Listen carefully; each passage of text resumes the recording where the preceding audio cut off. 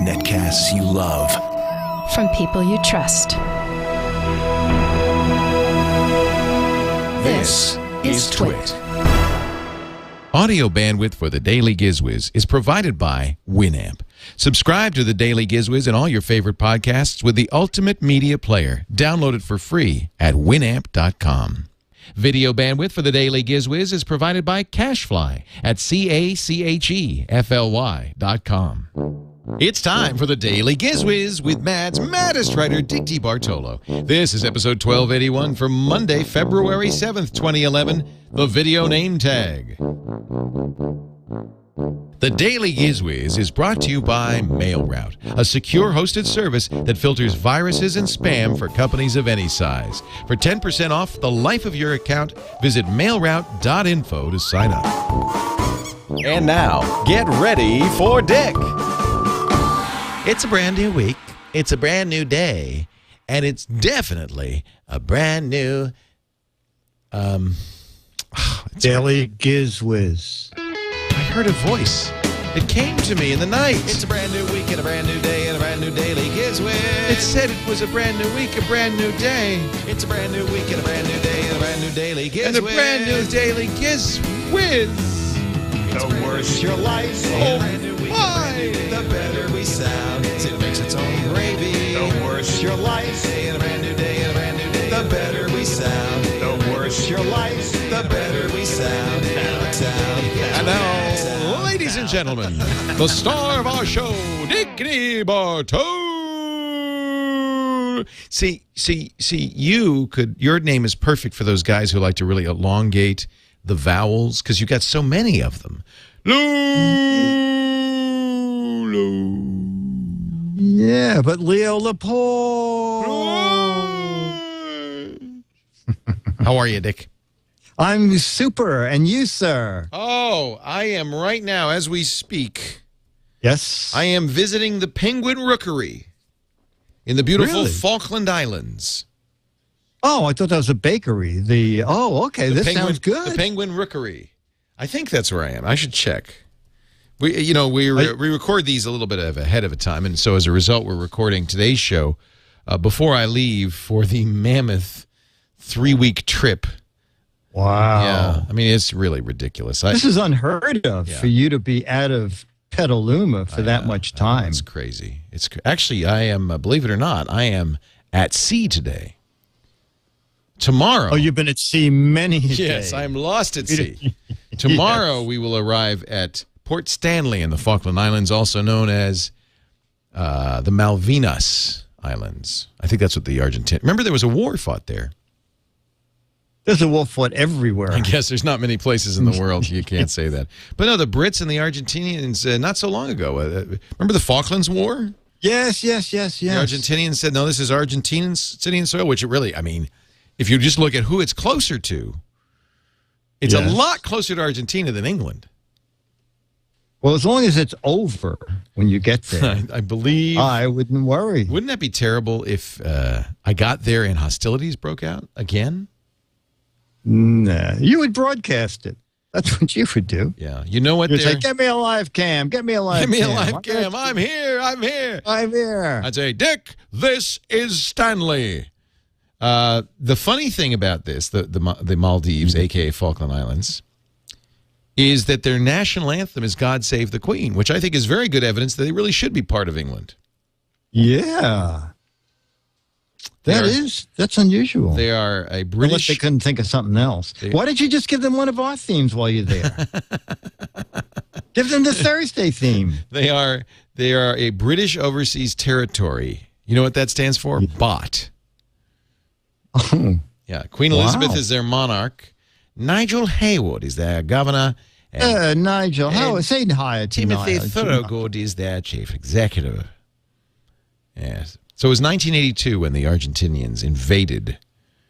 It was a short war. They invaded them April 2nd, and they were liberated on June 14th. So it's short war. Quickie, little quickie. You know what? I'm actually going to go see the. I'm going to go see the penguins there. Ooh, now that should be great. Famous penguin rookery. I don't know if that's Gen 2s. I'm not sure what kind of penguins, but that's going to be really cool. Whatever kind, they're all cute. Unless they bite your face off. No. You think they'll bring penguin food? What do penguins eat? Oh, they eat fish. Fish, yeah. Just bring some fish. Fish and Tostino's pizza rolls. Yes, sir. Yes, sir. So, Dick, even though I'm not here, even though I'm at sea, well, why should today be any different? Why don't you give us a gadget? Okay. Well, you know what? You're pretty good at I saying gadgets and you guessing what they do. Okay. So we have a very tricky one today. We need a name for this.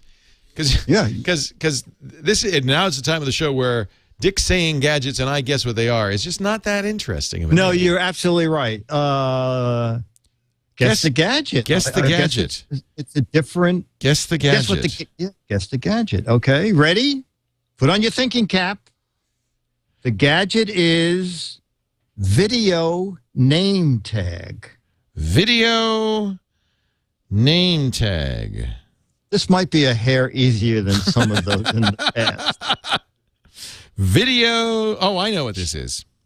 Yes. I've used this. So you're watching a movie. This comes up a lot. Jennifer and I'll be watching a movie.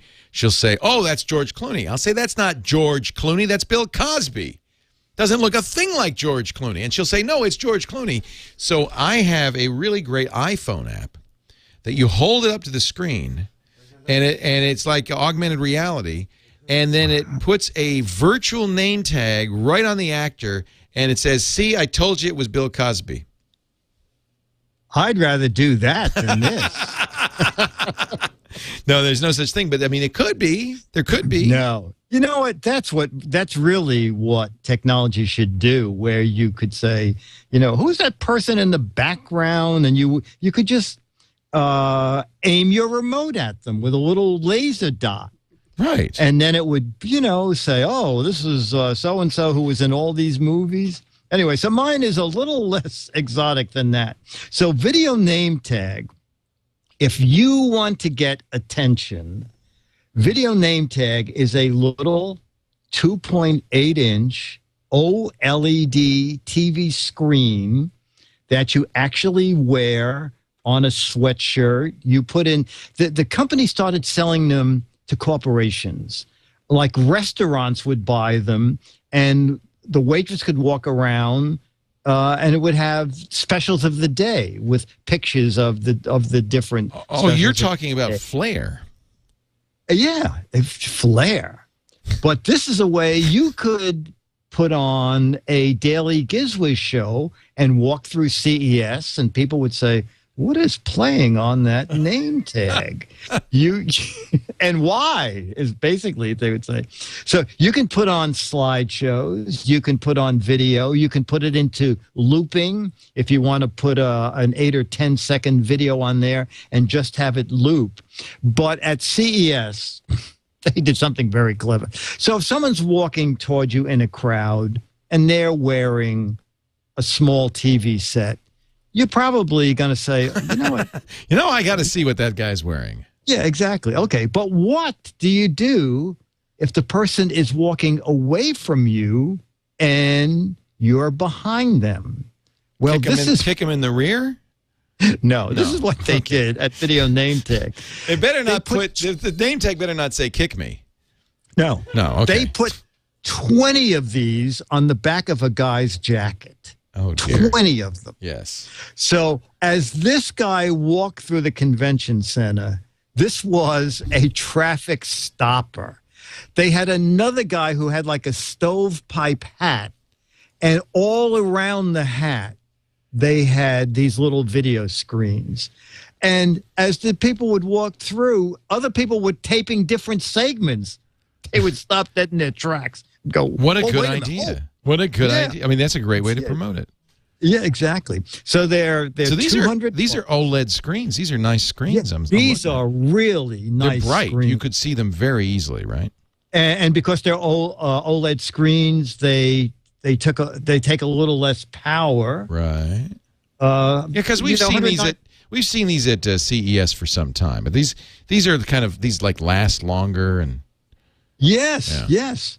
But the first time that I've seen where you can wear them, it has a magnetic backing on it, so that it comes with a lanyard if you want to wear it with a lanyard, or you can put the magnetic strip behind a piece of clothing. They have on the website, they have an attractive young lady wearing one on a lanyard.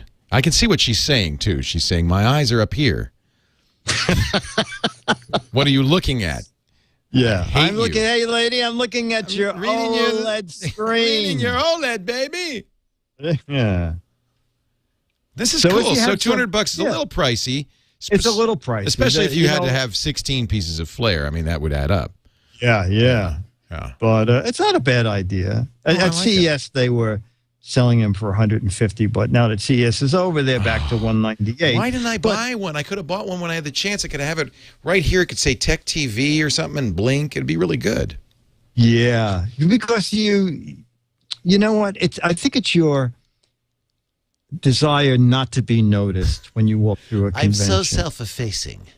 Yeah, you are. You are. You know, sometimes the cameras face away from you. Hey, But it's me over here. Look at me. I'm Leo. That doesn't work. No. That's what the people around you are hired to do. That's what I did. Hey, look at him. Hey, you were well He's paid for Leo. that. Now, don't knock it. This is cool. So this is available now. Video name tag at videonametag.com. Yeah. You know, it's very funny. When I used to be on a show in the city called Saturday Morning Live, and I was doing gadgets. And I did a thing at the boat show.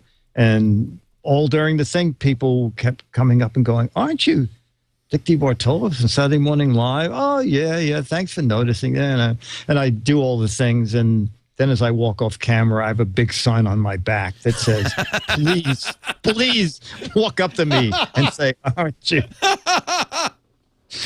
I got to try that. That's a good idea. Yeah. Dick, before we get to our letter of the week, and I know you would like to read us one, I would like to mention our friends at MailRoute. One of the reasons our letters of the week are rarely spam, only about 1 in 4, is because we use Dear Dick. I am a Nigerian prince who has recently come into $18 million, and I just need some honest American who will help me steal it. We have that one last week. No, we don't get that kind of mail. In fact, we don't get viruses in our mail. We don't get anything like that because we use MailRoute. MailRoute is anti-spam and antivirus filtering that really works with a false positive. You know what false positive is? That's when you don't get the email you want. You know, they think it's spam, and that's bad. That's bad. It has a false positive rate of better than 1.25 million, which I kind of need because I get 1 million spam messages a year. 970,000, but who's counting? And that's why I love MailRoute, because I never saw those messages. They never came to me. They got put into that spam folder where they're thrown away. Never touch my server. Now, MailRoute's not for everyone. It's for somebody who's running their own server. I run my own mail server, leoville.com. Tom uses it. He runs his own server, subbrilliant.com. You know who else just started using it? Randall Schwartz, his Stonehenge server he runs. And whenever you have your own server, you don't have the benefit of Gmail and their anti-spam filtering or Yahoo or whatever. So you got to do your own, and this is the best. It's better than any of them. It really is good. Try it right now at mailroute.info. They do have individual accounts just because you, the TWiT audience, have demanded them. It's the only people who can get an individual account. But mostly they're for corporations, libraries, schools, places where they don't want spam, and they have to run their own spam solution. Mailroute.info. If you use that special address, mailroute.info, you'll save 10%, not just for the first year, but for the life of your account. Thank you, Tom Johnson, and mailroute.info.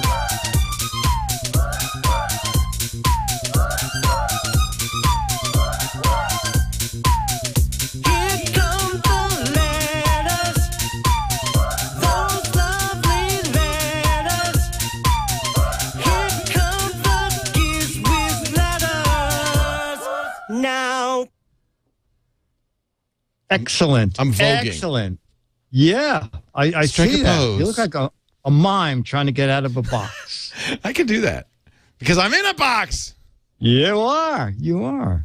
Our letter comes from Claude, and Claude's a little behind on listening to the Daily GizWiz because he says, thanks for the show on City Kitty. City Kitty. was a device to teach your cat to use the toilet. Okay, It's the cruelest thing I've ever seen. So it's a toilet lid that gradually gets smaller over the days and weeks, so that the cat goes. Well, no, that the opening it's a litter. gets larger. I'm sorry, it's a litter box that Sits over the toilet. Sits over the toilet, and then the opening gets bigger and bigger over time, and pretty soon there's no litter left. The cat just falls in. No. By then, the cat learns how to balance his or herself. Let's put it this way: either the cat masters it, or you don't have a cat anymore. No, you either just way, have you're a wet happy. cat. Yeah, you have a wet cat. You're happy. Yeah. It worked. You Though. have a You cat used it, that right? won't go near the kitty box no matter what you do. I don't know what's happening, but it seems to be getting bigger. Anyway, Claude says, while I was watching the netcast, I remembered a story of my childhood and thought you might like it. We had a show called Michigan Outdoors that I watched religiously. One day, Morton F. was up north interviewing this couple who had a parrot, and they taught the parrot to use the toilet. They had a perch hanging right above it, and I thought it was a novel idea.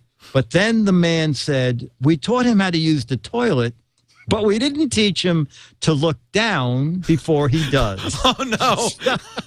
So if you're ever on the toilet and you see the parrot come flying Get in, the hell out of the get room. out of there.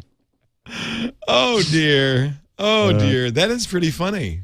It's pretty funny. It's Claude. just a minor thing. So now really, basically, that's the parrot's toilet. Yes, exactly. Yeah. Exactly. I like it when the toilet's closer to me. I like it when that furry thing I can dump on.